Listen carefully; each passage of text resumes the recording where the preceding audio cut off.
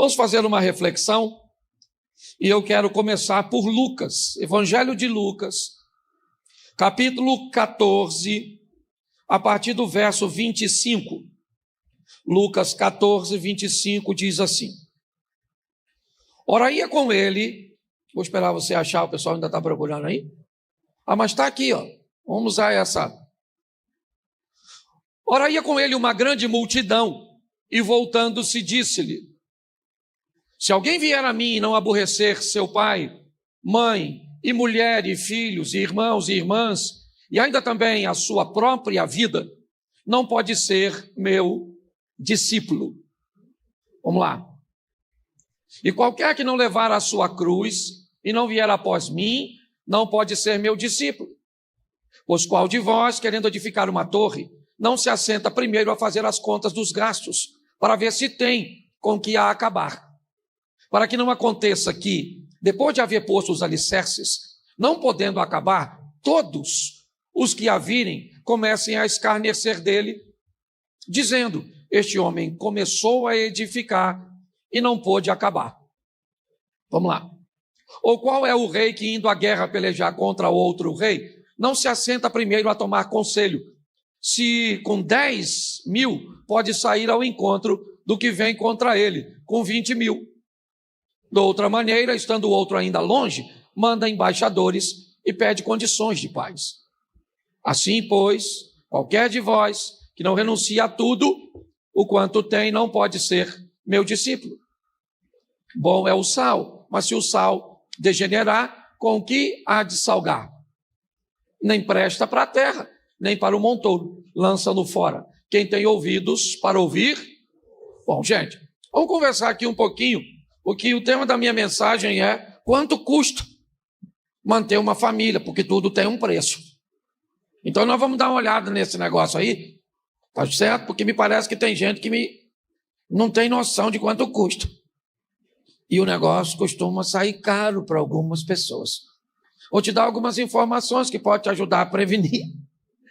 Tá certo? Olha que Jesus está dizendo o seguinte: se alguém quiser ser meu discípulo, ok? Ele está voltando para a multidão que o segue, e me parece que a turma estava bem animadinha.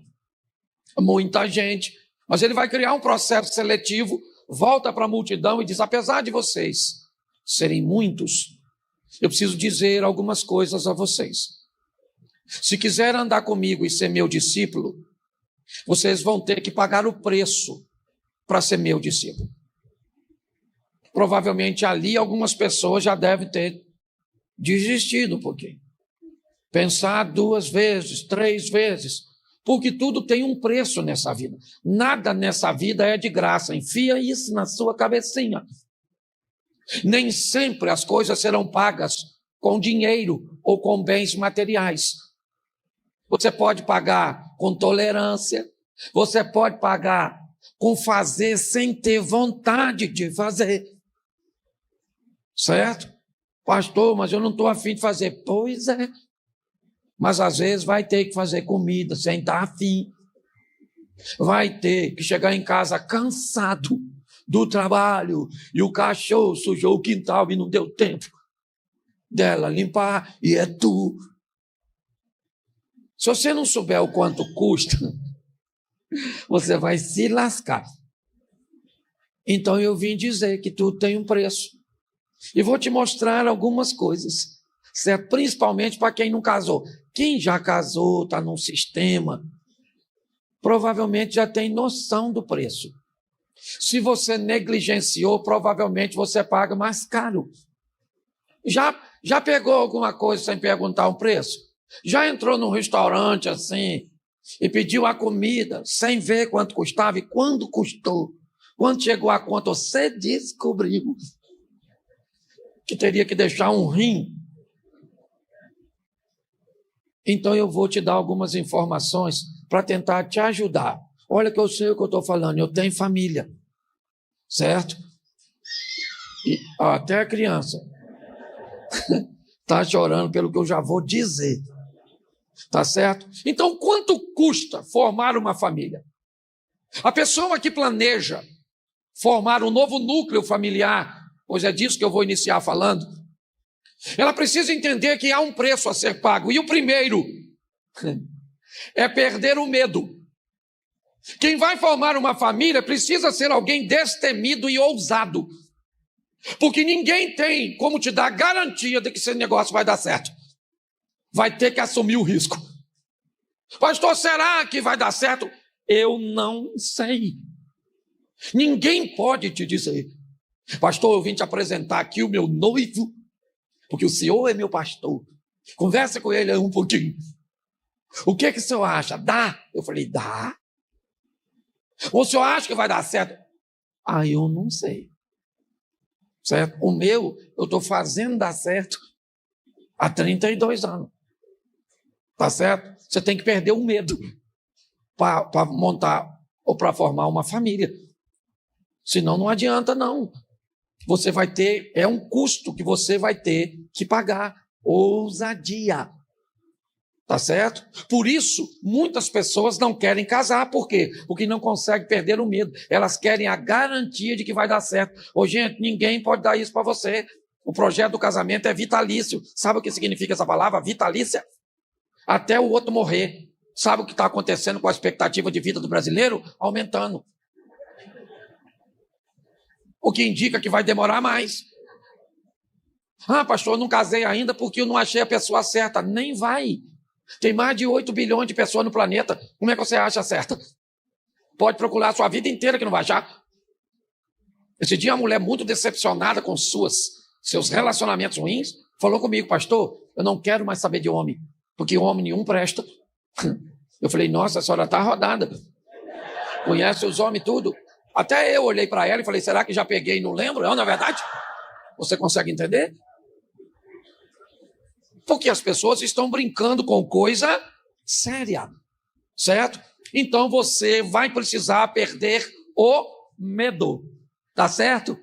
Para montar ou formar uma família, custa perder o medo. Se você tiver medo e quiser todas essas garantias, você não vai casar.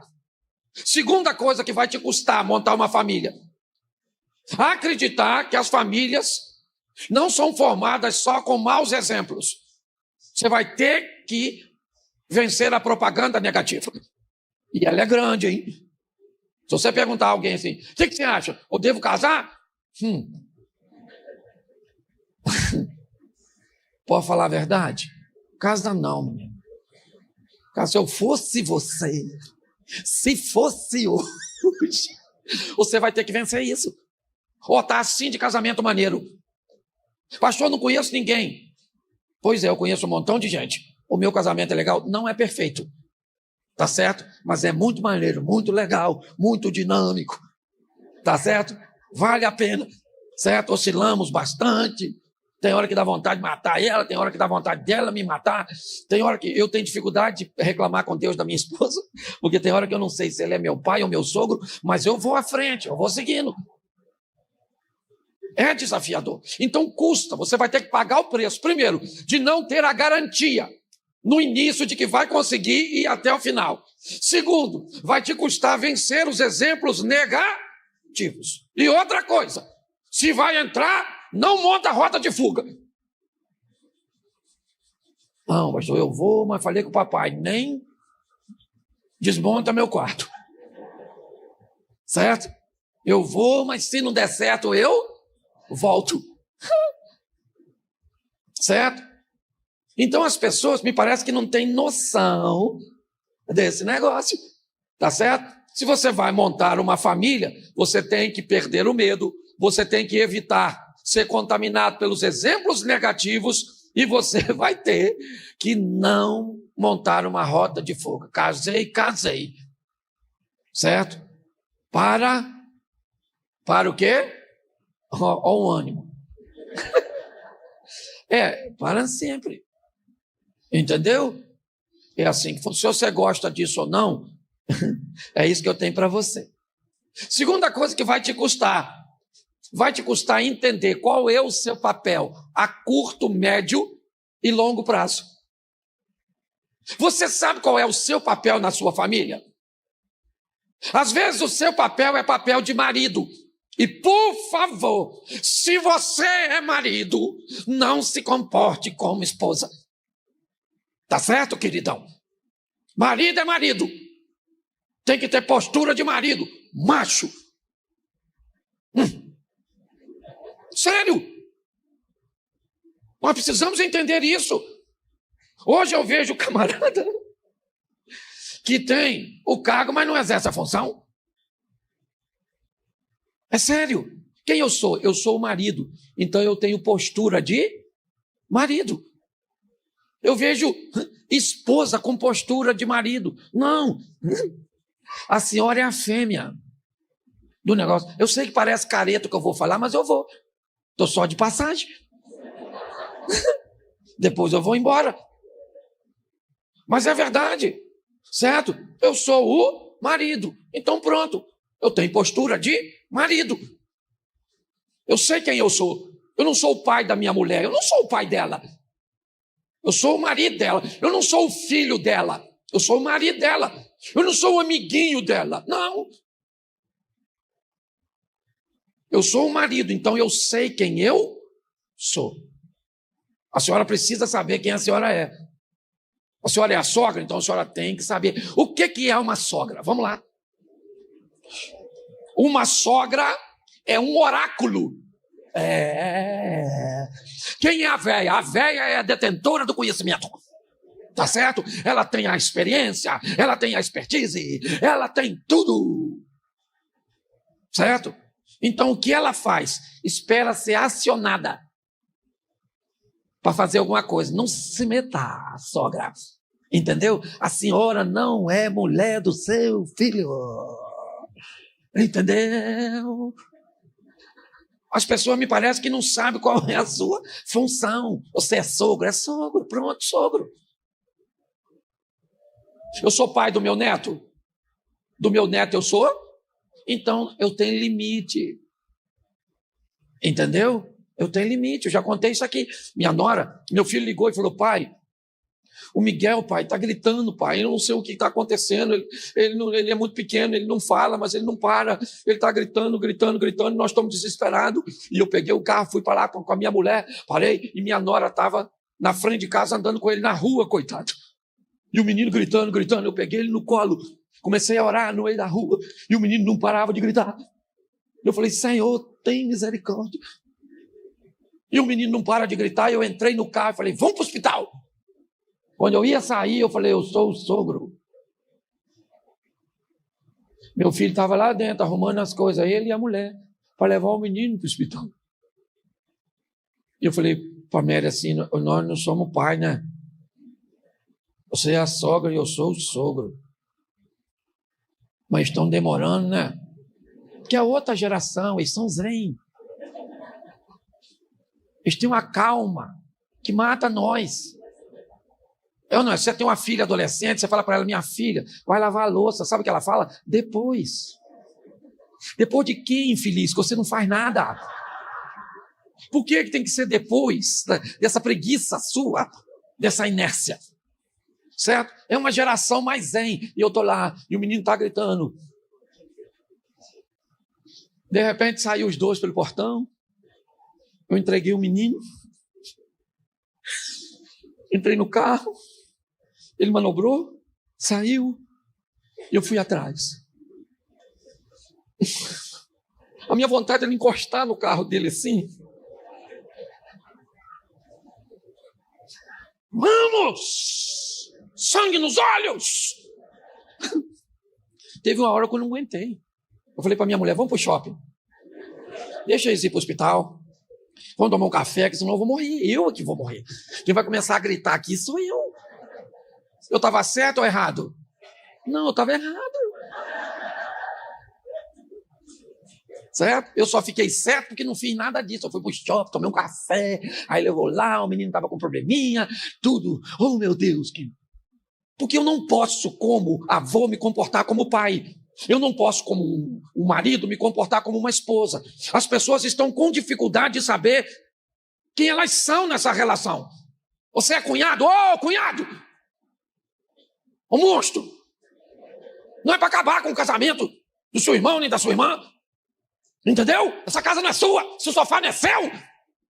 Tá com fome, vai comer na sua casa, vai trabalhar, infeliz. O cara chega em casa, compra uma Coca-Cola no domingo, bota na geladeira, sai para trabalhar na segunda e você não faz nada. Anda o dia inteiro com a gaiola de passarinho na mão, tio. Come pudim, toma Coca-Cola. Poxa, você é um cunhado. Você é um sobrinho também. Ou a senhora é a mãe do sobrinho, pega esse menino, faz um trabalho de libertação. Esse garoto, certo? Se você é padrasto, só vai piorando. Você é padrasto, meu Deus do céu, se você for padrasto é coisa assim que só entra gente nesse nível, só de intelectual para cima. Ser padrasto e madrasta não é para qualquer um, não. Se já é difícil criar o seu filho, imagine já pegar um feito. Tem que ter muita maturidade. Quem é você? Eu sou o padrasto, eu sou a madrasta. Quem sou eu? Eu sou enteado, eu não sou filho, nem sei cadê o pai. O troço é muito bagunçado. As pessoas precisam reconhecer isso, tá certo? Qual é a minha função? Médio, curto, médio e longo prazo. Ela pode mudar. A Bíblia diz, viverão dois juntos se não houver acordo, mas nem sempre, para um relacionamento tão extenso, um acordo só é o suficiente. Ao longo do tempo, problemas vão chegando, situações vão acontecendo, então nós vamos temos que colocar alguns aditivos, certo? Nesse acordo, revemos esse acordo por questões financeiras, às vezes por enfermidade dos nossos pais, às vezes por enfermidades em nós, por problemas com nossos filhos. Nós precisamos entender que formatar ou estabelecer uma família custa. Extrair desse ambiente maturidade. Terceira coisa que é importante, que custa você observar onde é que você vai viver ou está vivendo. Entendeu? Vai casar, vai montar uma família, beleza. Vai viver de aluguel? Aluguel, assim que você pagou, você já está devendo de novo. Então tem que dar uma olhada. Tem casa própria? Beleza, já ajuda um pouquinho. Tem gente que tem casa própria no lugar impróprio. A casa até é própria, mas é em cima. Tem gente que não precisa nem do Satanás, se atrapalha sozinho. Acorda. Quando você faz a sua casa própria, que eu não sei se pode usar esse nome, em cima da casa do seu sogro, ela deixou de ser própria. Entendeu? Porque lá é um bem imóvel. Não dá para levar. Aí o cara fica chateado. Quando o relacionamento termina, eu fiz a casa. A casa que eu fiz. Fez onde, santo? No quintal. É isso aí? Foi estilo indígena, na aldeia. Então lá tem cacique. Entendeu? Então as pessoas brincam com isso. Certo? Tem que saber o quanto custa, porque o preço às vezes é alto demais. Você se casa com alguém e vai morar numa casa de herança da família, que também é um negócio fantástico. Aí a mãe, a matriarca, tem 4 filhos. 3 moças e um rapaz. Tá certo? O rapaz já casou, está bem posicionado. Ele então construiu uma casa para ele. Beleza. A outra irmã também casou. Certo? Mora em outro estado, num apartamento legal. A outra irmã também casou. Certo? Também tem sua casa. E uma irmã também casou. Mas mora na casa da matriarca. A véia morre. Aquela que mora diz, a casa é minha. Porque todo mundo tem casa. Conhece uns troços assim?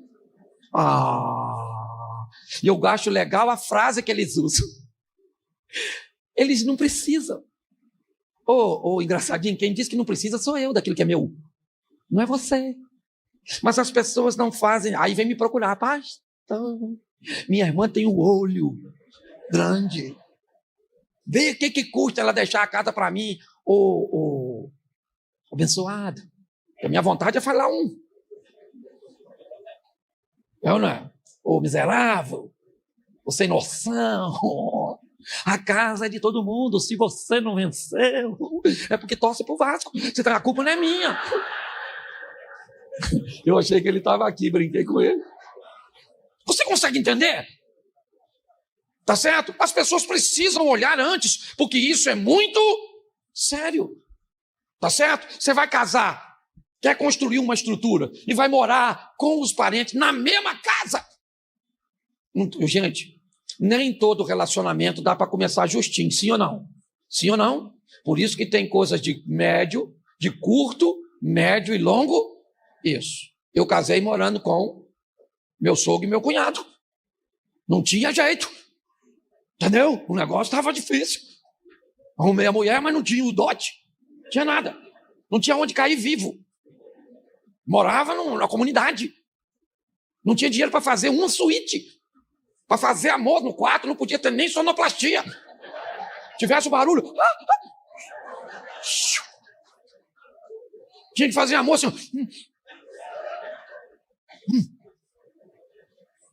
Você não sabia se você estava fazendo amor ou roubando um banco. Então eu sei, eu não sou louco. Mas quem vai morar, certo? Num ambiente como esse, precisa saber o quanto custa. Você depende dos recursos financeiros? Então cuidado. Você depende de recursos emocionais porque você não tem, você tem que ter cuidado. Então é importante as pessoas entenderem isso. Porque senão esse negócio não vai dar certo. E a formação de um novo núcleo familiar. Outra coisa que custa demais, que algumas pessoas têm dificuldade. Cortar o cordão umbilical, está lá, ó. Gênesis 2:24. Deixará o homem seu pai e a sua, apegar-se à sua, e os dois serão uma só. Cortar o cordãozinho umbilical. Entendeu? E não é você cortar, não. É você explicar para a sua mãe, porque a obrigação é do filho e da filha. O genro não tem obrigação de ficar entrando em conflito com a mãe da mulher dele. Isso é uma briga dos parentes. A mulher que tem que falar, mãe, já falei isso aqui, poxa. A mãe da mulher foi para a lua de mel. Pô, isso não parece um absurdo? Poxa, o cara veio falar comigo. Pô, pastor. A mãe dela sentada no dia seguinte, na mesa do lado, porque ela não conseguiu botar a mãe no lugar. Ele falou, e ainda veio me perguntar se fosse eu. Se fosse o senhor, o que o senhor faria? Eu chamaria ela para a mesa. Senta, minha senhora. Senta que eu vou narrar para a senhora tudo que eu fiz com a sua filha essa noite. Que eu queria ver se ela não ia sumir dali. Poxa, certo, sua mãe é fantástica, é importante, sim ou não? Sim ou não? Estou mandando você destratar seus pais. Mas você só precisa colocar essas pessoas. Se você não está pronto para botar a mamãe como atriz coadjuvante, se você quer casar e mamãe quer o Oscar da atriz principal, e essas velhas não morrem não quando é ruim assim. Tem uma saúde irritante, ninguém quer do outro lado, nem Deus nem o Satanás, é na verdade.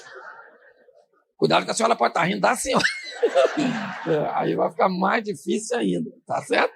Mas é verdade. É com maturidade, com amor, com carinho. Você está entendendo? Tem que cortar o cordão umbilical. Botar as pessoas no seu devido lugar, com amor, com respeito. Entendeu? Mãe, ó, mãe. Quer dizer, tem uns que são baratos. Esse dia eu vi uma senhora, pastor. Ele teve a coragem, pastor, de falar comigo que o frango dela é mais gostoso que o meu. Eu falei, Senhor,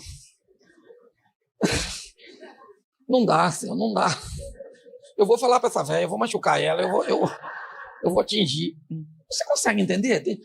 Poxa! Ó, e pior, isso é uma minoria. Deixa eu te explicar uma coisa que é fantástica e as pessoas ainda não notaram. A maioria das sogras se tornam a segunda mãe. Pensa num bicho maneiro, é sogra. Mas tem um grupo pequeno que conseguiu ser tão ruim que difamou o grande. Então as pessoas precisam cortar o cordão umbilical, sim ou não? Outra coisa que você precisa, e é um preço altíssimo. Repita comigo: o cônjuge abaixo de Deus e acima de tudo. Seu cônjuge só perde para Deus. Depois de Deus não tem sua mamãe, não tem seu emprego, não tem a igreja, não tem depois de Deus. Se tu casou, é essa pessoa aí. Pastor, não concordo. Eu não estou perguntando se você concorda. Aqui nós não estamos no debate, eu estou fazendo uma exposição. Está aqui, ó. Isso é uma maravilha. Tá certo? Mateus 22, 37. Amarás o Senhor teu Deus de todo o teu coração, de toda a tua alma, de todo o teu entendimento. Esse é o primeiro e grande mandamento. O segundo é semelhante a este: amarás o teu próximo como a ti. Eu gosto desse texto, porque ele fala direitinho. Primeiro eu amo quem? Primeiro. E depois eu amo a quem? Primeiro eu amo, depois eu amo quem? Isso. Dá para botar o texto? Amarás... Não, pode voltar o anterior, por favor. Só para o pessoal ler. O segundo é semelhante a este. Ou, semelhante a este é o quê? Amará o teu? Faz uma interpretação de texto rapidinho. Não amarás o teu como... Essa expressão, como a ti mesmo, vem antes do próximo ou depois? Ama o teu como? Então a Bíblia está mandando eu amar quem primeiro? Ah, é? Se eu... É mais ou menos, deixa eu trocar aqui para ficar mais fácil a interpretação. Cláudio, serve a comida para ela depois de ter jantado. Quem é que jantou primeiro? O Cláudio. Depois, sim ou não? Quando a Bíblia diz, ama o teu como, primeiro você aprende a amar quem? A você mesmo, senão você não tem condição de amar o próximo. Todo mundo que ama o próximo mais do que a si mesmo vai ter problema de relacionamento, vai sofrer abuso, manipulação. Eu preciso entender isso. É por isso que pessoas estão se dando mal nesse ambiente. Claro que você não consegue amar seu cônjuge. Claro, você não aprendeu a amar você mesmo. Pastor, mas eu não gosto do meu cônjuge porque ele passa do limite. Eu sei porque ele passa do limite. Porque você não se ama, não se respeita. Porque se a primeira vez que ele passasse do limite, você colocasse seu cônjuge de volta no lugar dele, acabou. Se você fizesse isso desde sempre, talvez ele nem fosse seu cônjuge, se não soubesse respeitar os limites. Essa é a grande verdade. Então custa, e aí é muito caro. As pessoas não querem pagar. Esse é o grande desafio. Às vezes, a minha mulher tem que me colocar no meu lugar, porque eu atravessei a fronteira. Já vi ela fazendo diversas vezes isso comigo. Cláudio, Cláudio, está passando do limite. Só vou te mostrar como isso é feito, para você entender. Fatores importantes e que custam para manter uma família. Tem homem aí? Levanta a mão, só os homens. Isso. Você tem que amar. Tá bom, querido? Chupa essa manga. Você tem que amar sua mulher. Amar. Pastor, o que é amor? Amor é um bolo. Um bolo tem trigo? Sim ou não? Tem leite? Tem ovos? Tem manteiga? Tem açúcar? Tem fermento? Então tá bom. Então você não resume amor a uma palavra só. Certo? O cara quando ama, ele é um provedor, é obrigação dele. A mulher pode até trazer um pouco de recurso, sim ou não? Será bem-vindo. Mas a responsabilidade é do macho. Eu sou dessa época. Pastor, o senhor está ultrapassado. Estou ultrapassado não é nada. Sou da época que a mulher chorava com o marido olhava para ela e disse, calma, querida, calma, que choro é esse? Tudo vai se resolver. Deus está no controle de todas as coisas. Já vencemos tantas coisas juntos. Só um minuto, eu vou buscar um copo d'água para você. Bebe, querido, e se acalma. Isso é macho. Hoje, a mulher começa a chorar perto de uns homens. Ele... Não chora, não. Não consigo ver você chorar. Aí a mulher fala, peraí que eu vou pegar um copo d'água para você. Toma.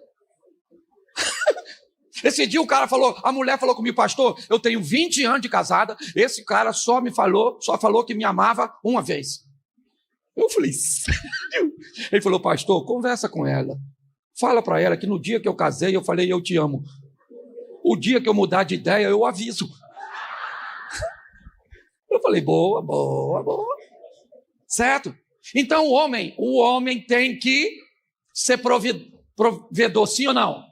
Protetor. Esse dia eu vi um videozinho, o casal foi assaltado, o assaltante parou com a moto. O camarada saiu correndo e deixou a mulher dele.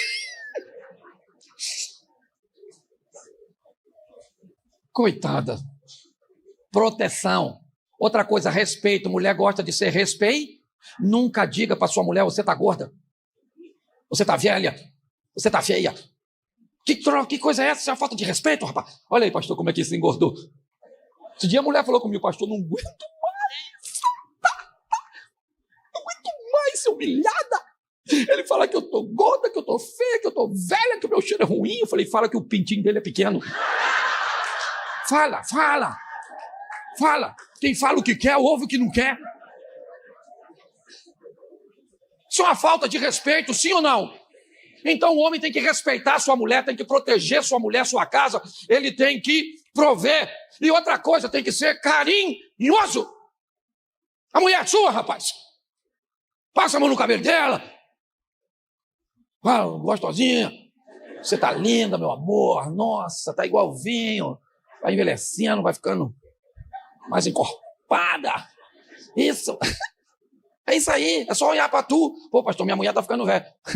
Então o que foi? Você casou com uma diferença muito grande? Quando eu vejo alguém, principalmente o homem que gosta de casar com uma mulher muito nova, o cara tem 70 anos, casa com uma mulher de 25, tá comprando revista para os outros ler. Depois diz que eu sou engraçado. Você consegue entender? As pessoas precisam levar mais a sério. É a sua vida. Entendeu? Eu não sou contra relacionamento de idade nenhuma. Eu só preciso que as pessoas entendam o quanto custa. É só isso. Se você souber o preço que vai pagar para criar um filho que não é seu, para morar num ambiente onde vocês não são os únicos, para conviver nessa situação, não tem problema. As pessoas só precisam ver o quanto custa. Pastor, mas o senhor não acha? Acha o quê? O homem tem que ser carinhoso. Sua mulher, querido, precisa sentir prazer de viver contigo, mano. Entendeu?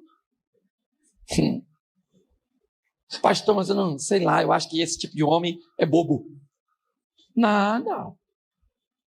Ele pode respeitar, prover, proteger, ser carinhoso, dar prazer e estabelecer limite.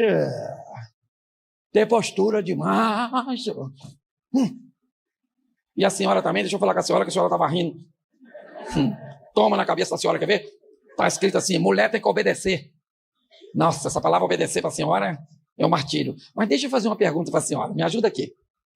Tem mulher aí? Levanta a mão. Se a senhora tem um marido que provê tudo, protege a senhora e a senhora se sente segura, a senhora e os filhinhos.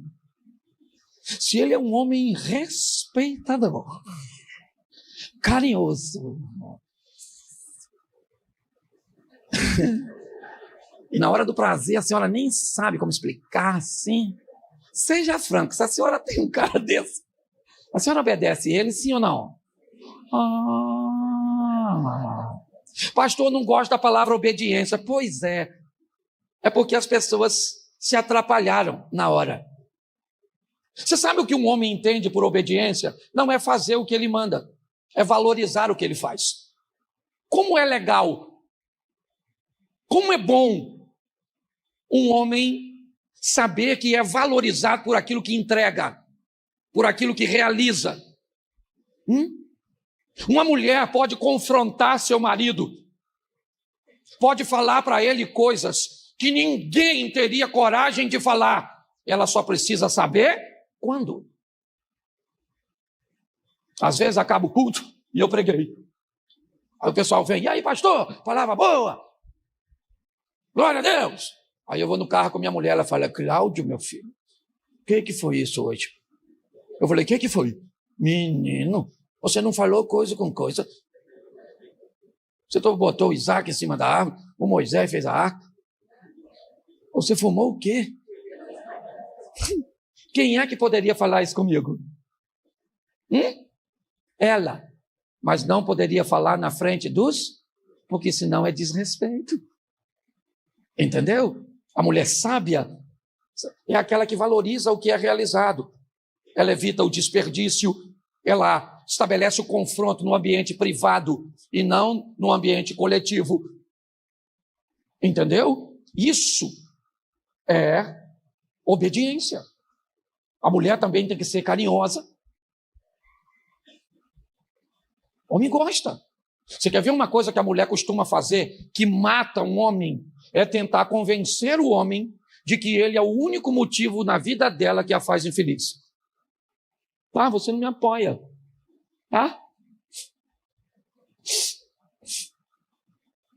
Você não me deixa crescer. O cara fala, meu Deus, eu sou um crápula. Esse dia eu vi uma mulher falando, ela não é mais nova do que eu, ela não é mais bonita do que eu, ela não é mais magra do que eu, então por que você não ficou só comigo? E ele disse, porque ela é mais doce do que você. Porque ela não grita comigo, não me chama de idiota. Não tenta me convencer de que eu sou, né, a pedra no caminho dela que a impede de ser feliz. A pergunta é, as pessoas estão dispostas a fazer o que a Bíblia orienta? Grande parte das mulheres vão para a intimidade com o seu marido, parece que está indo para o matadouro. Nossa, vamos lá. Nossa, Deus me livre. É lógico que depende do cara oferecer prazer também. Mas tem uma mulher que só vão para... Parece uma múmia. Você está rindo, mas o assunto é sério. Tá lá. Eu estou na igreja do meu pastor, tá certo? Então eu vou falar da minha pastora, todo respeito. Mas a senhora tem que chegar junto. Serol, esse homem. Poxa, oferecer prazer, carinho, respeito, valorização. Ok? Olha, uma das coisas que um homem mais se sente valorizado é uma mulher que demonstra prazer na hora de fazer amor. Nossa! O cara fica doido. Se a senhora emitir uns sons. Isso! Oh, não! Maravilhoso! O cara fala, maluco, que mulher! Pronto. Pastor, mas é mentira. Não, o nome disso é fé. É aquilo que a senhora não vê, mas espera. Tá certo? É assim que funciona. Outra coisa, sai para trabalhar, entrega tudo na rua. Volta para casa só o refil. Encostou. Abriu o chuveiro, está dormindo já. Você está rindo, mas é sério. Você tem que deixar um pouco de energia para casa. Seus filhos vão precisar dela, seu cônjuge vai precisar dela. E olha que eu ainda nem falei de criação de filhos, não vai dar tempo, eu falo na outra segunda que eu vier.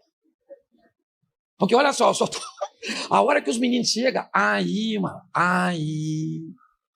o mundo fica diferente. Quem tem filho aqui, levanta a mão. Depois que tu tem filho, nunca mais você dorme do mesmo jeito.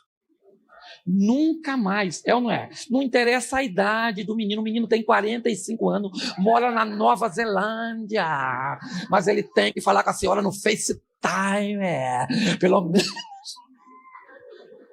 uma vez por semana. A senhora não sabe como ele tá? É assim que funciona. Então, montar uma família não é fácil não, tá certo? Você vai ter que pagar um preço. Mas não tenha medo, não. Arrisque. Em 1992, eu paguei uma para mim. Hoje eu tenho 2 filhos. Cresceu, era só eu e a mulher. Aí fiz logo um filho na mulher. O menino estava fazendo 1 ano, fiz outro. Falei com a mulher, pelo amor de Deus, nunca vi tanta fertilidade assim nessa vida. Se a gente continuar assim. Certo? Aí, arrumamos um jeito, fechamos a fábrica. Certo? Aí meu filho mais velho casou. Perdeu o juízo. Fez 2 filhos. Isso puxou o pai. Certo? Meu mais novo ainda está com a gente. A família cresceu. Não somos família perfeita não, gente. Tem dia. Se eu filmar lá em casa, tá arriscado você desviar. Nós não xinga, não fala palavrão, não tem dessa história não. Não tem desrespeito, não, mas o desejo do coração, aquele que examina, sim, fala, Senhor. Ai, podia matar ela dormindo, assim, distribuir os pedaços dela pela comunidade. Vocês gostam da bagunça, né? Mas estamos casados. Sou Felipe, pensa, 32 anos, estou vivendo meu melhor momento com minha mulher. Mas é barato? Nada, eu nem falei de dinheiro, hein? Porque a mulher bonita, ó. Tribufu é baratinho. Tribufu você dá uma camisetinha assim, um chinelo havaiano. Difícil é pegar. Difícil é pegar. Certo? O senhor também vai dar uma ajeitada nessa carcaça. Às vezes sua mulher não quer o senhor, porque, olha, o senhor, parece que o senhor tomou só da cáustica, está desintegrando. Então vá para casa para se divertir, porque já está em cima da hora aí, meu Deus do céu. Fique em pé, você aqui dentro, você aí do lado de fora, você lá na quadra, você que está em casa, você que está... Fala para quem está do seu lado assim, fala assim, família é um negócio caro. E o preço mais barato da família é o que envolve dinheiro. Difícil é lidar com as emoções. Posso ouvir um amém? Graça e paz, amém? Glória a Deus, mais uma vez juntos para compartilharmos a palavra do Senhor. E hoje eu quero conversar com vocês sobre as fases da vida. Eu não sei se você já reparou, já deu para notar, mas a vida ela é feita de fases. E quanto mais rápido nós entendermos as lições que as fases nos trazem, mais rápido vamos mudar de fase. Vamos para a próxima etapa da nossa jornada. Eu sei que muitos de nós carecemos de uma intervenção divina, que precisamos de um milagre, que precisamos de uma cura, de uma porta aberta, precisamos da restauração do casamento, às vezes da libertação de um filho das drogas, de um marido da bebida, ou de uma paixão incorreta que arrebatou o coração de alguém. Muitas vezes nós nos encontramos sobre a pressão dessa necessidade, e sob esta pressão nós procuramos uma intervenção de Deus, aquele que pode fazer por nós aquilo que ninguém pode fazer, aquele que pode curar a doença que a medicina ainda não conseguiu descobrir a cura, aquele que pode entrar com providência e fazer o sobrenatural. Mas é importante nós entendermos que os milagres realizados por Cristo, na verdade, eles funcionavam como uma isca para que as pessoas se aproximassem para receber dele a palavra de salvação. A prioridade é sempre que as pessoas se convertam e recebam Cristo como Salvador. Então, hoje muitas pessoas têm dificuldades de lidar com suas fases. E é isso que eu quero conversar um pouco com você, para que você aprenda a entender que às vezes você vai estar no caminho certo, fazendo tudo certinho, e o negócio não vai estar muito bom para o teu lado. Ah, pastor, mas por quê? Pois é, querido, reclama na administração. Vai lá e fala o que está acontecendo. É importante nós entendermos isso. Quando nós sobrevivemos à fase difícil, normalmente, logo depois vamos para uma fase um pouco mais amena, mais agradável. Quem aqui já passou coisas muito difíceis, levanta a mão. Pois é, baixa a mão. Quem hoje está numa situação legalzinha, aí, maneira, meio que equilibrada, já não está naquele sufoco da face que você levantou a mão antes, levante a mão. E agora levanta a mão quem está sofrendo, não é de hoje. Levanta a mão, a turma do sofrimento. Isso, glória a Deus, eu também vim falar com você. Porque isso não é vida, o nome disso é saga. Ah, pastor, não conheço, não sei o que é saga. Vou traduzir, é sua vida. Depois você entra no Google e vai descobrir. Certo? É importante nós entendermos e sobrevivermos às fases. Eu escrevi um texto e quero ler para vocês. A vida não começa nem termina em nós. Nós somos apenas personagens temporários da vida que prossegue após a nossa passagem. Por isso, não confunda o seu tempo de vida com a vida que já existiu e continuará existindo sem você. Aprender as lições trazidas de cada fase é primordial para o nosso crescimento. Já colocamos tudo na boca para estabelecer reconhecimento e já choramos por qualquer coisa. O que foi isso? A fase da infância. Já vimos os pelos nascerem no nosso corpo e as acnes tomarem conta de nosso rosto. O que foi isso? A fase da adolescência. Já achamos que mudaríamos o mundo e achamos que éramos autossuficientes. Que fase foi essa? A fase da juventude. Já passamos por tudo isso, talvez alguns estejam nela ainda. E esperamos que quando chegue a idade adulta, chegamos então à fase da maturidade. Só que eu tenho descoberto que pessoas chegam na fase adulta cronológica, mas com a idade emocional de adolescente. Eu conheço gente de 50 anos que ainda não sabe reconhecer as coisas, a não ser provando. Se casa com gente errada,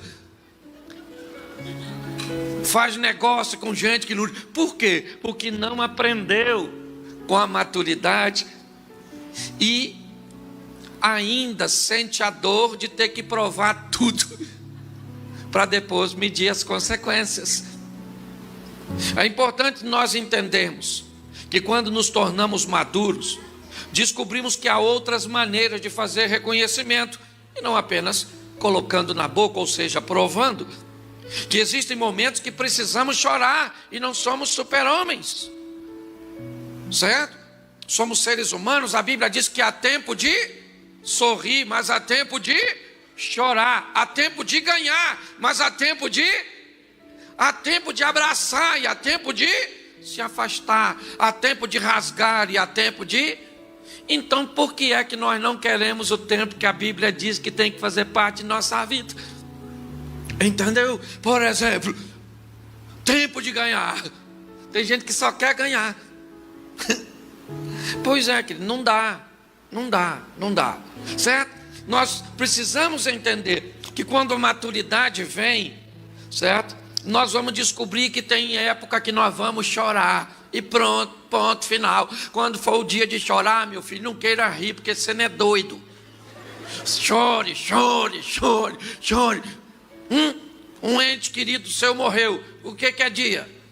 De chorar, a não ser que seja sua sogra. Aí não dá para chorar.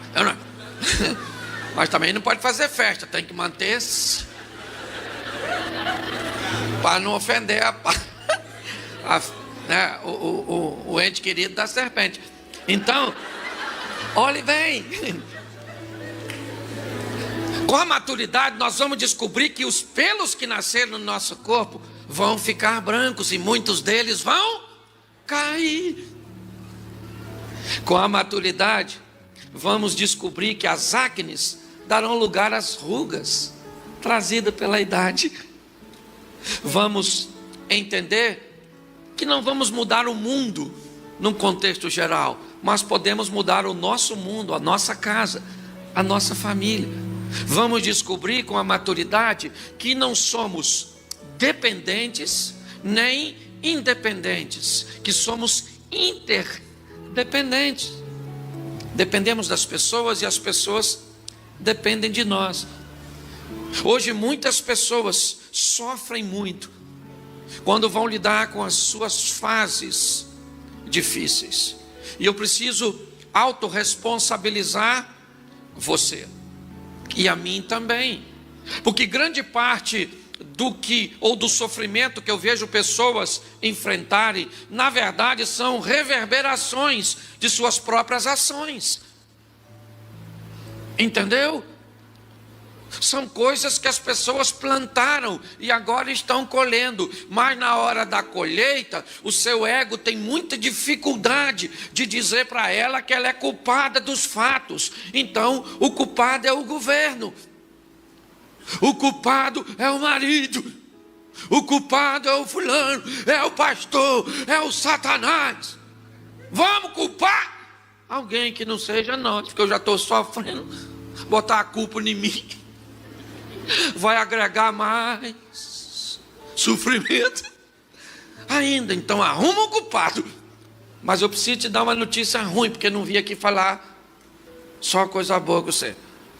O maior inimigo que você tem nessa vida é aquele que aparece para você toda manhã, quando você vai escovar seu dente, naquele espelhinho do banheiro, que você olha, quem está lá? Chifrudo, com tridente na mão. Quem está lá? Quem está lá?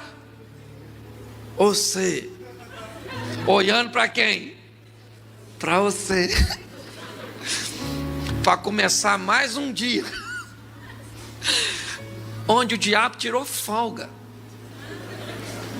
porque você sozinho é capaz de fazer sua vida ser um inferno. Sim, a grande verdade é essa. Somos os causadores da maioria dos nossos problemas. Quem é que cria crise no meu casamento? Você? Nunca. Quem é que cria? Eu e a outra pessoa que parece no espelho. Tudo bem que a culpa é mais dela do que a minha. Não vou botar a culpa só em mim. Eu não sou louco. Mas eu preciso inspirar você. Primeiro a entender, porque nós temos uma cultura religiosa muito esquisita. Se está dando tudo certo, eu estou ganhando dinheiro, eu estou com saúde, tudo maneiro, por quê? Porque eu estou obedecendo e fazendo tudo certo. E se as coisas estiverem dando ruim? Aí eu quero saber por quê. O que está dando errado, Senhor? Onde é que está o culpado? Então, quer dizer que todas as fases de crise são resultados de nossas falhas, de nossos erros? Cuidado com esse sistema, porque isso pode causar muito sofrimento em quem está obedecendo, mas vivendo o tempo de perder, tendo que viver o seu momento de crise. Eu já falei isso aqui, mas eu quero ler para você um texto. E se você puder abrir sua Bíblia, aí acompanhar e marcar, só para você não esquecer, mesmo que não sirva para você mostrar para os outros. Profeta Daniel, capítulo 2, verso 32. Eu quero te mostrar 2 textos, aliás 3, que vai elucidar isso para você. Profeta Daniel, capítulo 2, verso 32. Posso ouvir um amém de quem achou? Posso ouvir uma misericórdia de quem está procurando? Isso, profeta Daniel. Pra você não esquecer, 2:32. 2:32. Se com esse tempo que eu te dei para você caçar o Daniel, tu não achou, você precisa se converter, ler a Bíblia. Esse dia eu falei assim: abra sua Bíblia no livro de Abraão, capítulo 2, verso 17. O pessoal procurou e de repente uma mulher olhou para mim e falou: mas não tem. Eu falei: a senhora procurou direito? Ela falou: procurei. O senhor está errado. E eu falei: tô mesmo, dona, eu esqueci que não tem, Abraão. Aí ela me olhou. Eu falei: a senhora não sabia que não tinha, não? Ela falou: eu não. Eu falei: então desculpa, né, minha senhora? Vamos mudar aí, vamos botar outro livro que tenha, né, a Bíblia da senhora, né? E ela achou que o jumento era eu. Mas eu também não ia chamar a jumenta de jumenta na frente de todo mundo, eu não. Só estou falando agora que ela não está aqui, foi em outro lugar. O ruim é que isso vai para a internet. A jumenta vai descobrir que era ela e eu não vou voltar mais naquela igreja. É isso aí. Que texto é mesmo? Show de bola! Glória a Deus! O jumento ficou só lá onde eu fui. A cabeça daquela estátua era de ouro fino, seu peito e seus braços de prata, seu ventre e sua coxa de cobre, as pernas de ferro e os pés em parte de ferro e em parte de barro. Agora você pode ir para o verso 38. E onde quer que habitem os filhos dos homens, na tua mão entregou os animais do campo, as aves do céu, e fez que reinasse sobre todos eles. Tu és a cabeça de ouro. Daniel está falando com Nabucodonosor. Depois de ti se levantará outro reino inferior ao teu, e um terceiro reino de bronze, o qual dominará toda a terra. E um quarto reino será forte como ferro, pois como ferro esmiuça e quebra tudo, como ferro quebra todas as coisas, assim ele esmiuçará e fará em pedaços. Preste atenção aqui, porque eu só estou mostrando esse texto para mostrar o que Deus está falando com Nabucodonosor. O maior império que já dominou o mundo foi o Império Babilônico. Quando Daniel vai dar o discernimento, a interpretação do sonho, Deus está dizendo para Nabucodonosor: o seu reino representa a cabeça de ouro, o reino mais rico e poderoso, que já dominou o mundo inteiro. Mas depois de você vem um reino inferior ao seu. Na verdade, a fusão dos medos persas, Assuero, Ciro, Dário, como queiram, representa o peito e os braços de prata. Mas depois virá um outro reino inferior, o reino de bronze, a Grécia, os gregos, os helenistas, a sabedoria de Arquimedes e de tantos outros sábios que deixaram um legado para a humanidade. Mas depois de vocês, ou depois dos gregos, virá também os romanos, o ferro. O que Deus está dizendo para Nabucodonosor: você não começou essa história e nem vai terminá-la. Você apenas é um personagem que faz parte dela. Todos nós estamos aqui de passagem, a grande verdade é essa. Somos os personagens que compõem o elenco atual dessa grande dramatização que é a vida. E a pergunta é: que estilo de vida nós vamos levar enquanto estivermos aqui? E que legado vamos deixar para as próximas gerações? Se você tem medo de pessoas, saiba que pessoas morrem. Tenha medo das ideias e dos legados que essas pessoas podem deixar para as novas gerações, dos valores, dos princípios. Esse, na verdade, é o grande inimigo. Pessoas morrem. Você tem medo de quê? De quem? Já, certo? Quer num acidente, quer numa morte natural, pode ter certeza. Homens não me assustam. O que me assustam são seus pensamentos, que podem se perpetuar e deformar as gerações futuras. Quando eu vejo essa mensagem, Deus está dizendo a Nabucodonosor o que vai acontecer no futuro, que ele é apenas alguém que precisa transicionar, que a história é geracional. Só que preste atenção, nesse texto, no capítulo 2, no verso 32, diz assim: você é a cabeça dessa estátua. E a cabeça era feita de quê? A cabeça era feita de quê? Me ajuda. E os peitos e os braços de? E o ventre de? E a perna de? Presta atenção. Capítulo 3 de Daniel, verso 1, eu queria que você lesse na tradução que você tiver. É importante você entender isso. Faz parte daquilo que eu estou querendo transmitir.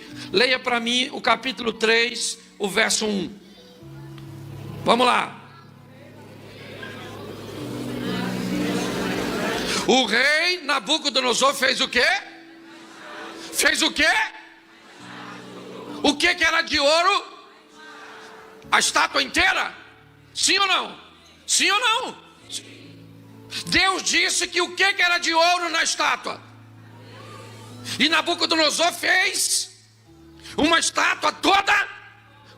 Deus disse para ele: você é a cabeça, e depois de você vem prata, vem bronze e vem ferro. Logo em seguida ele faz uma estátua toda de... O que ele está dizendo para Deus? Não tem prata, não tem bronze, não tem ferro. Olhe bem, Deus está dizendo para ele: camarada, viva seu tempo. Aprenda com as lições que a sua vida te traz. Aprenda a passar por essa terra e viver a proposta bíblica: vida em abundância. Sofrimento é pontual. No mundo tereis, mas Jesus disse: eu vim para que tenham vida e a tenham em... O sofrimento é pontual, a vida é abundante. Sofrimento, repita comigo, preciso que você entenda isso. Sofrimento é o quê? E vida. Hoje tem gente vivendo vida pontual, sofrimento abundante. Entendeu? Vira essa tomada, troca o polo. Entende? Sofrimento é pontual. Eu sei que é estranho. A mente da gente é muito esquisita. Por exemplo, às vezes você vem naquele culto que a gente fala mesmo: você vai vencer, em Cristo você é mais do que vencer. Isso, você vai vencer, você vai vencer. Aí você sai do culto, mas você sai flutuando. Eu vou vencer, eu vou vencer, eu vou vencer. Acabou o culto, vai para casa. Eu vou vencer. Eu vou vencer, gente. Lá na igreja todo mundo falou que ia vencer, então eu também vou vencer. Aí você janta, toma um banho. É, gente, eu vou vencer. Eu tenho que vencer, gente, não é assim não. Aí você dorme. Manhã de manhã você acorda e diz assim: eu vou vencer, gente. Eu vou. Eu preciso. Depois do almoço, olha a sua frase: eu vou vencer. O que era uma certeza logo depois do culto se passar muito tempo. Por quê? Isso é gente que só vive de momento. Está na hora de construirmos uma história com Deus, que não precisa de um momento, de um ápice. Não. Sede firmes e constantes, sempre abundante. É assim que funciona. Nós precisamos preparar pessoas que estejam aptas para andar com Deus. Eu cheguei essa semana passada de uma viagem e eu passei por Londres e vi algo muito interessante, pastor. Os muçulmanos colocam seus filhos para estudar em escolas cristãs. As melhores escolas lá têm valores e princípios cristãos. E os muçulmanos colocam seus filhos, estudam 5, 8, 10 anos nessas escolas e continuam muçulmanos. Os filhos dos crentes vão para a faculdade, 2 aulas de filosofia, os caras já querem questionar se Deus existe ou não. Os caras estudam 5, 10 anos numa escola e seus pais não têm medo, porque os valores que receberam são fundamentos que vão mantê-los presos à fé. O que nós precisamos, irmãos, é mudar a nossa postura, porque o Deus que servimos colocou o nosso nome no livro da vida para aqueles que recebem Cristo, mas nos deu poder e autoridade para a gente tirar a onda nessa terra. Estou falando quando a gente fala de prosperidade, eu vi a irmã orando de uma forma muito sábia aqui, sabe? A primeira coisa que as pessoas pensam é dinheiro. Isso, estou precisando de dinheiro. Aliás, essa é uma beleza da pobreza, porque o pobre acredita que o dinheiro resolve. O chato é o rico, que já descobriu que isso não é verdade. Porque o pobre pensa, se eu ganhar na loteria, eu resolvo todos os seus problemas. Quanto de dinheiro você precisa para comprar uma casa? Depende da casa, certo? Sim ou não? Quanto de dinheiro você precisa para montar um lar? Pare e pense. Tem coisa que o dinheiro não vai fazer. Não estou falando que dinheiro é ruim não, hein? Longe de mim falar uma besteira dessa. O dinheiro é bom. Se você não gosta, anota aí, Bradesco, e deposita lá. Mas eu te falar, seja próspero, porque rico é ter muita coisa de uma coisa só. Próspero é ter o bastante de tudo que se precisa para viver nessa terra. Então nós temos que procurar um estilo de vida que vamos andar com Jesus em todo tempo. Você está hoje precisando? Tem problema nenhum, Ele está aqui, Ele faz milagre, Ele rebenta. O que você tem? Câncer. Câncer não é nada para Ele. O que você tem? Uma dívida impagável. Ele é dono do ouro e da prata. O que você tem? Um marido bagunçado. Ele pode mudar. Pastor, é minha sogra. Ele é fera. Meu filho está doido. Pois é, a mistura entre a senhora e seu marido não deu certo. Eu não sei qual é o seu problema. Eu sei que Cristo é a solução. Isso. Mas mais do que fazer um milagre por você, Ele quer fazer a sua vida uma vida inspirativa para outros que não conhecem. É assim que funciona. Então eu vou mostrar a você rapidinho, sabe? Alguém que aprendeu as lições da fase ou das fases de sua vida. E abra sua Bíblia. Eu sei que eu tenho que mostrar para você Gênesis 37, verso 3. Vamos aprender rapidinho com José. Gênesis, eu sei que é difícil de achar. Gênesis 37, 3. Amém? Isso. Israel amava José mais do que a todos os seus, porque era filho da sua, e fez uma túnica de várias. Preste atenção aqui. Eu quero usar o exemplo de José e as fases da vida desse moço, para que você venha entender. A principal fase de um ser humano, qual é? É a sua infância. Alguns psicólogos especialistas na área dizem que praticamente não há memória de 5 anos para baixo. Mas é nesta fase que os valores, é nessa fase que as lembranças, que apesar de não vir à tona, podem estabelecer comportamentos. Quando nós olhamos para isso, o que nós vemos? Nós vemos José, um menino que na fase inicial recebeu de seu pai principalmente amor. Jacó amava José, e Jacó supria as necessidades. Vamos usar a túnica para exemplificar isso.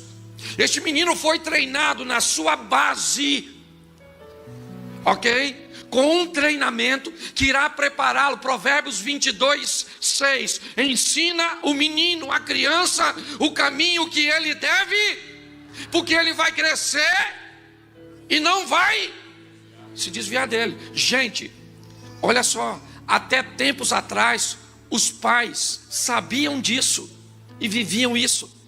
Hoje os pais me parece que esqueceram disso. A grande verdade é essa. Olha só, hoje eu tive uma reunião com o ministro da Educação, e quando eu fui cumprimentar ele no diálogo, né, eu falei do Ministério de Educação. Ele olhou para mim e disse: não, pastor, o ministério é de ensino, porque é a família que educa. O nosso papel é apenas ensinar. Educar não é papel. E eu achei interessante essa colocação. Mas preste atenção: se é na base que, se nos alimentarmos bem, certo? Vamos nos desenvolver, sim ou não? Se é na base, se formos tratados bem, amor, respeito, carinho, esses valores, vamos estabelecer cidadãos fortes. Não é tão difícil de entender porque que há um sistema tentando deformar a base. Sim, tiramos o homem de casa, tá bom, para trazer o sustento. Isso não foi suficiente. A maioria dos animais, ou do reino animal, nunca os dois se afastam de sua cria e delegam a criação de seus filhos para outros, como faz o ser humano. Sempre quando um dos pais não estão por perto, os filhos estão sendo guardados pelo outro. Hoje, quando olhamos essa geração, não é difícil saber onde elas vão. Por quê? Porque primeiro, a maioria delas não reconhece paternidade. Cadê as pessoas que deveriam ser para elas referência? Pastor, por que você está usando isso? Porque eu quero transportar isso agora para a vida espiritual. Pois é uma analogia nisso. Porque temos tantos crentes fracos, tantas pessoas que têm dificuldade de sobreviver aos tempos de crise, aos tempos de perda, aos tempos de escassez. A Bíblia diz que quando alguém se converte, acontece o que com ele? Ele nasce de novo. E se ele nascer de novo, e está havendo uma analogia com o nascimento do ventre na história de Jesus conversando com Nicodemo no capítulo 3 de João, o que nós vamos entender? Que se pessoas nascem em fé e não nascem num ambiente sadio, preparado, capacitado para ensinar essas pessoas, é fácil entender que a fé delas não vai conseguir sobreviver a muitas coisas. Por isso temos pessoas tão tristes, sabe? Quando o profeta diz: ainda que a figueira não floresça, ainda que o produto da oliveira minta, ainda que não haja gado no curral, ainda que não haja disso, todavia eu me alegrarei e me exultarei no Senhor. O que esse homem está dizendo? Ele está dizendo: eu estou preparado para viver todos os momentos, mas essa preparação vem de base. Eu quero que vocês entendam que treinar pessoas, fazer com que pessoas, principalmente que estão chegando agora na fé, fazer com que o alicerce dessas pessoas sejam fortalecidos para que elas entendam que o ambiente de milagre é extraordinário e sensacional, mas muito mais do que isso, existe uma vida para se viver ao lado de Deus. E esse é o grande desafio. Quando olhamos para José, vemos sua base, E a base foi tão interessante que o texto diz que os filhos de Bila e os filhos de Zilpa, mulheres de seus pais ou de seu pai, certo? Que são seus irmãos mais velhos, têm comportamentos ruins. Quando eu fui olhar, José é o 13º filho de Jacó. O 14º é Benjamim e tem uma menina chamada Diná. Quando eu fui olhar, Bila teve 2 filhos e Zilpa teve 2 filhos. Raquel teve 2. São 13 filhos. E 2 são de Raquel, 2 de Bila e 2 de Zilpa. Sobraram 7. 7, 6, 13. Os 7 filhos são filhos de Lia ou de Leia. E o texto não me diz que Rúben, Simeão, Levi, essa turminha, que são filhos de Leia, tem mau comportamento. O texto diz que o comportamento ruim era dos filhos de Bila e o de Zilpa. O que isso me mostra? Que esse rapaz vai viver perto de gente ruim, sim ou não? Mas vai viver perto de gente boa. E quem escolhe que comportamento vai replicar é ele, segundo sua base. Deixa eu falar uma coisa para você. Nós temos a fase de viver perto de gente ruim e perto de gente boa. Você sabe, tem gente ruim no seu trabalho, tem ou não tem? Tem ou não tem? Mas tem gente boa. Tem gente ruim na sua família, mas tem gente boa. Tem gente ruim na sua vizinhança, mas também tem gente boa. Tem gente ruim na igreja. Tem gente ruim na igreja. Tem gente boa na igreja. E gente boa é muito maior o número do que gente ruim. Tem gente que é tão ruim, mas tão ruim na igreja, tão ruim, que eu acho que o Satanás não devia aceitar.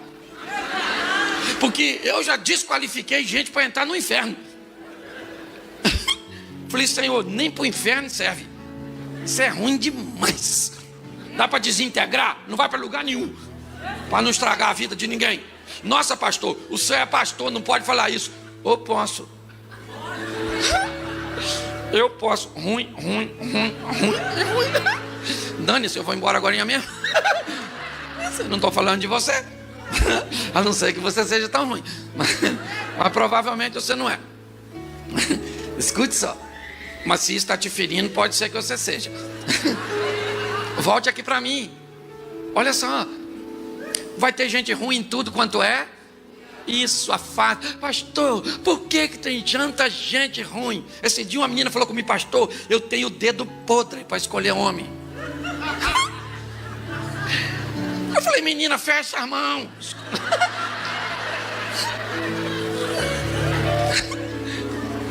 Você está rindo, mas esse assunto é sério. Nós temos que sobreviver. Tem gente na igreja que o pastor pede para orar, ele ora. Não ora. Levanta. Levanta a mão. O culto não acabou.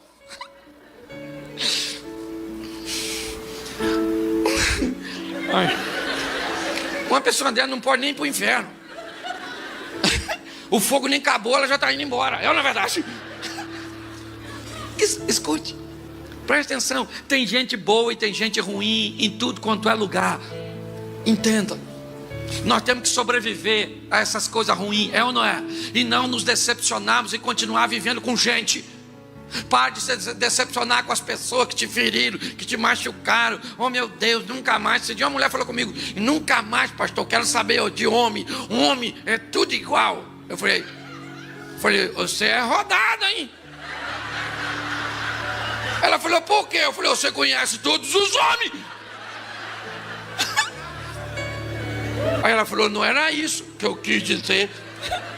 E eu falei, e eu também não queria dizer isso. Já que você mudou seu discurso, eu mudo o meu.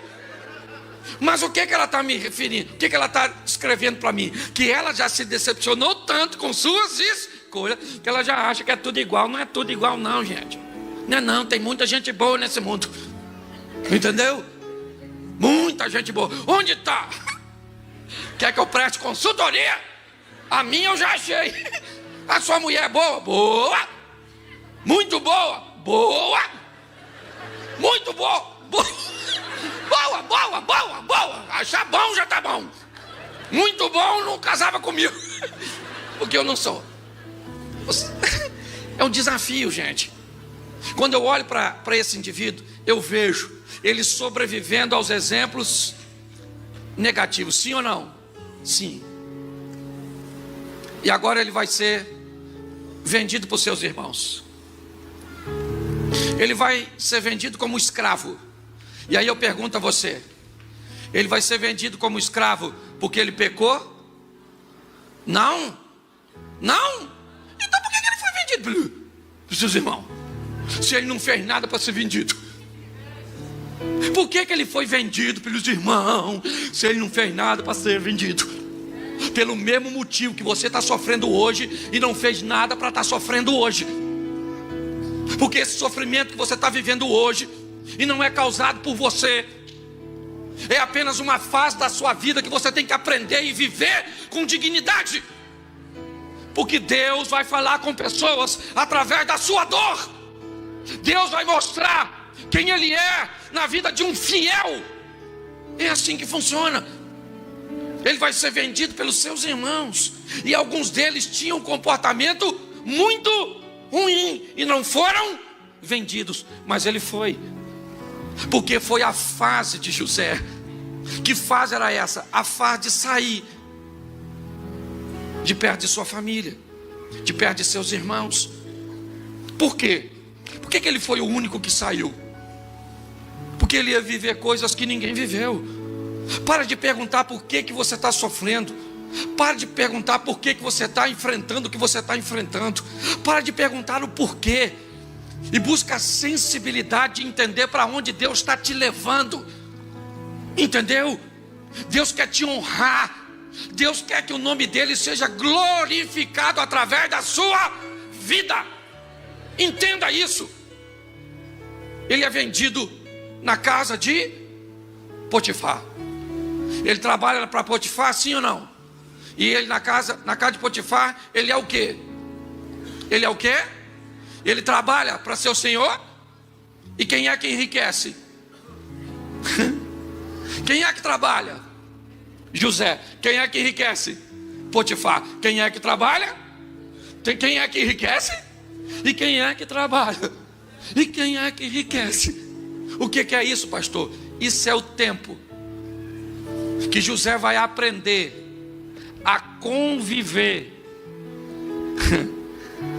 com a bênção dos outros, com o enriquecimento do outro, com o bem-estar do outro.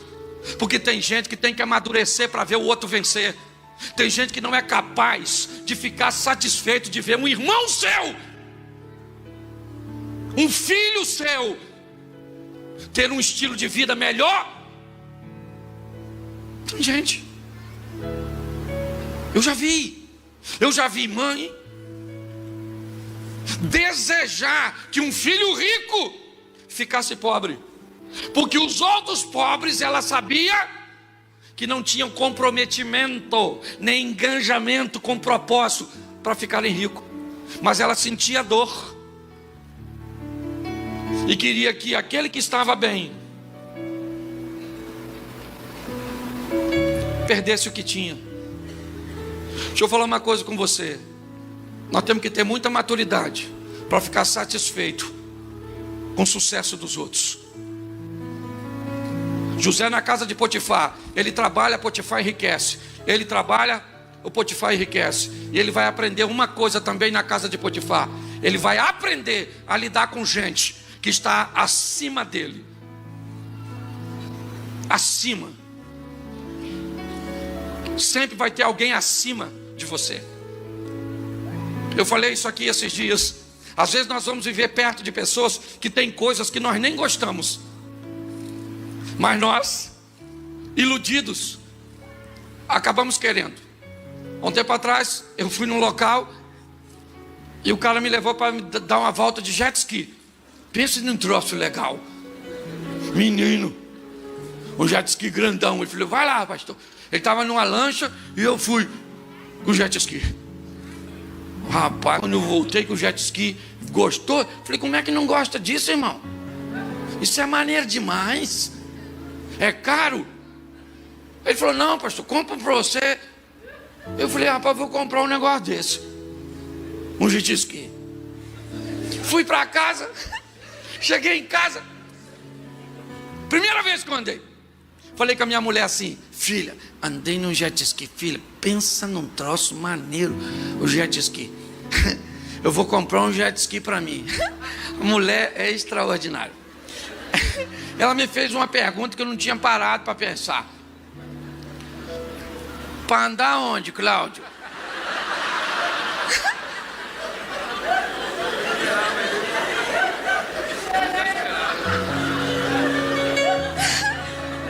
Eu fiquei caçando lá em Xerém um local assim com jet ski.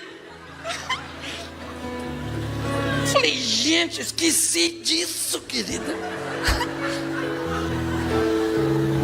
Deixa eu falar uma coisa para você. Grande parte das coisas que somos estimulados a ter não tem nada a ver conosco. É ou não é? É o que o outro está usando, é o que o outro está fazendo, é que o outro. E se nós não tivermos o que o outro tem, porque sai o iPhone X, eu quero o X, o XX, o XR, agora sai o 11, se sair o 19, eu quero, para quê? Para quê? Ele tem 3 câmeras. Você é fotógrafo? Não. Pois é, ele tem uma conexão com Marte. Tu tem parente lá? Ô, gente, grande parte é ou não é? E os filhos da gente, ele quer o quê? O Xing Ling?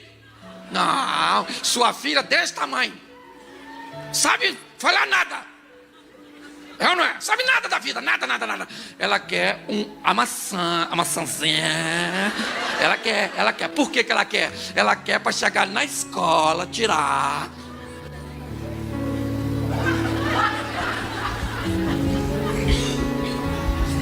Sai daqui. Entendeu?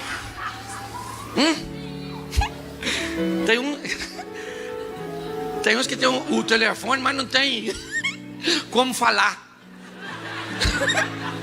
É porque não tem dinheiro não. Tem que ficar caçando na frente da casa dos outros uma rede aberta. Sangue de Jesus tem poder. Deixa eu falar uma coisa para você, querido. Encontre a razão do seu viver e pare de querer viver a vida dos outros. Sabe por que pessoas não são felizes? Porque não tem aquilo que na verdade não querem. Porque a maioria já tem tudo que quer.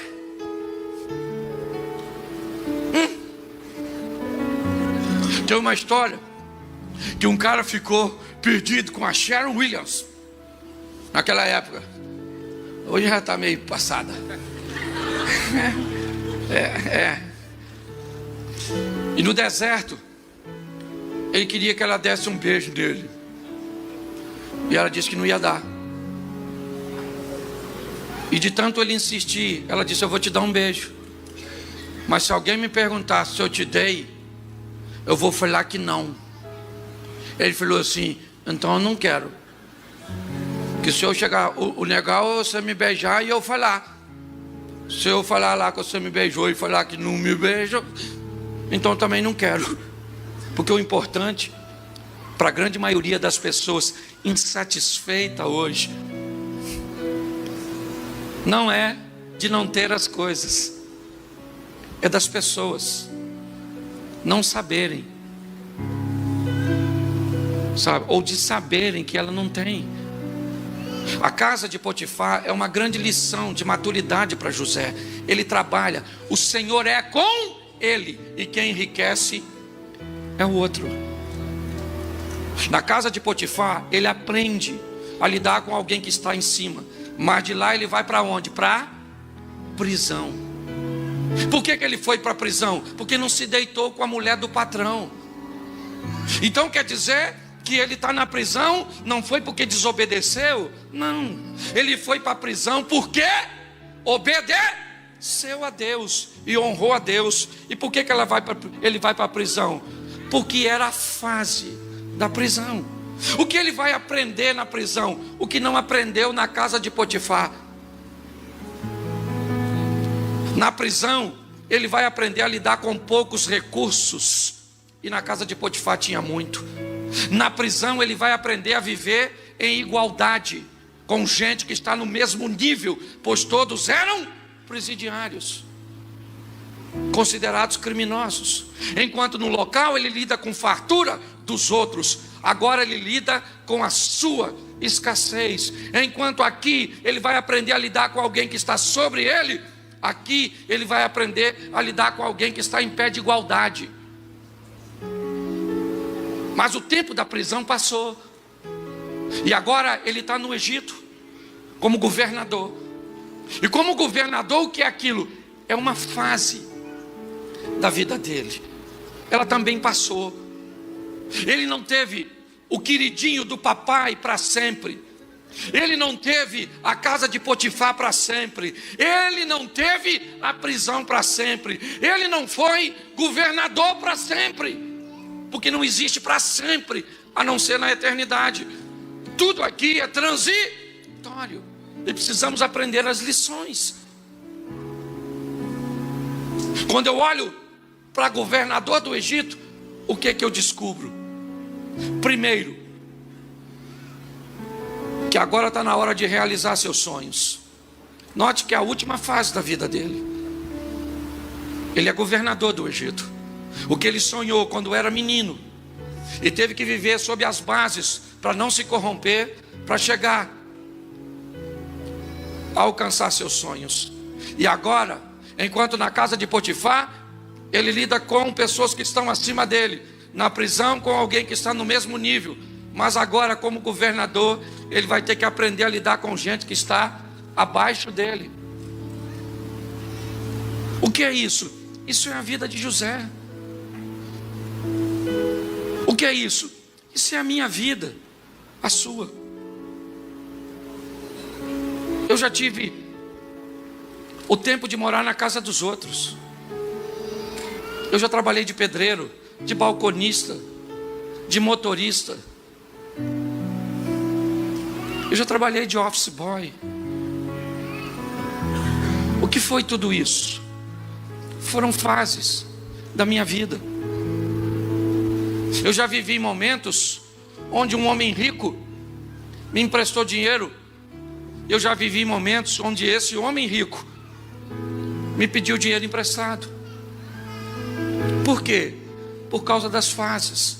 Eu não sei o que você está vivendo hoje. Eu sei que você está no lugar certo. Você está aqui porque Deus está presente aqui. Deixa eu te falar uma coisa. Há uma guerra no mundo espiritual. E se o diabo tivesse vencido, você não teria vindo aqui. Eu não sei a desculpa que Deus deu para você. Eu vou lá porque a minha amiga me chamou.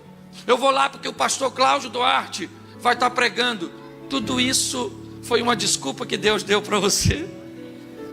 Mas você só está aqui por um motivo: porque Ele resolveu que você estaria, tirou de você todos os obstáculos. O que você viu, quem aqui foi capaz de notar que para estar aqui hoje, venceu o trânsito, venceu chuva, venceu isso, venceu aquilo? Levante a mão.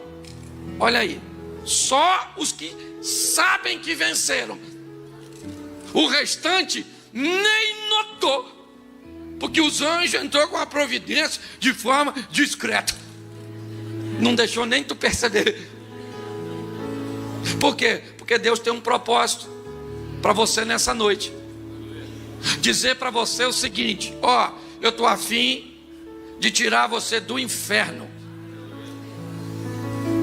e colocar você no reino dos céus.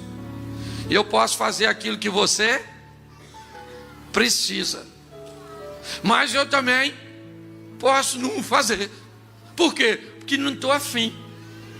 Ah, então eu vou embora. Então, isso é o chifrudo? Vai lá. Deixa eu falar uma coisa para você, querido. Aprenda a viver o seu momento. O seu momento. Ele é ruim, mas é seu. Entendeu? Ruim, mas é seu. Eu termino aqui. Fui viajar essa semana passada. A companhia aérea esqueceu de me avisar que o voo estava cancelado. Aí eu perdi o voo de Campinas para Portugal. Estava com minha mulher. Quando eu estou sozinho é mais tranquilo. Eu sou itinerante. Entendeu? Eu sou. Então estou acostumado com essas coisas. Durmo em qualquer lugar, como qualquer coisa. Tem hora que dá para comer. Sai às vezes do voo ou do aeroporto. Vou direto para o púlpito pregar. Mas minha mulher estava comigo. E quando no Santos Dumont avisou, cancelou o voo. Eu falei, mas como cancelou? Não me avisaram. Eu falei, então me coloca no próximo. Mas o próximo voo, o senhor perde a conexão. Primeira coisa que eu pensei, Satanás. Seu maligno perturbando a minha vida. Eita, miserável.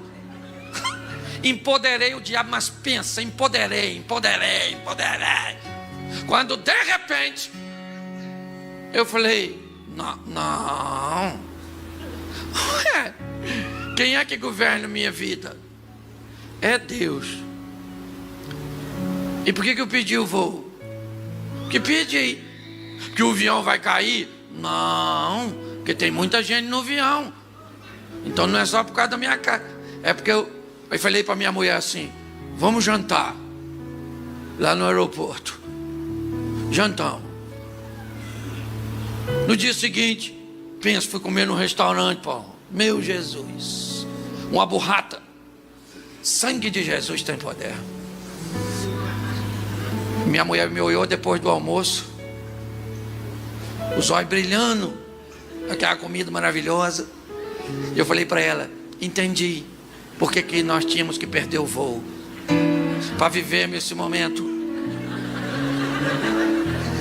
Duas burratas, a sua e a minha.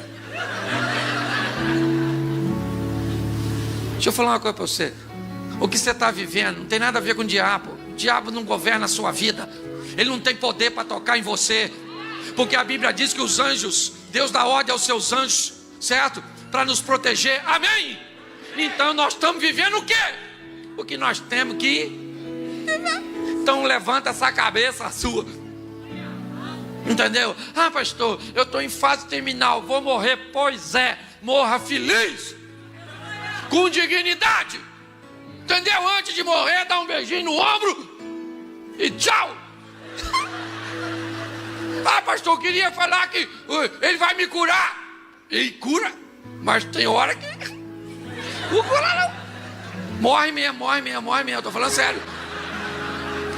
Pô, pastor, não queria escutar isso. Mas quando você chegar no céu, você vem falar, bem que o pastor falou que eu ia morrer. E olha como é que você vai morrer feliz. Pior se quem morrer foi eu hoje, não é? Viva o melhor de Deus. Entendeu? Porque é Ele que governa a sua vida. Quem governa a minha vida é o Senhor dos Exércitos. Então pare de ser profeta do caos. Se divirta, meu filho. Entendeu? Ah, pastor, casamento é bom demais. Não sei se dá para ser feliz, mas é bom. Certo? Eu aprendi uma coisa e termino aqui. Para ser feliz, quem é casado, levante a mão. Abaixa a mão.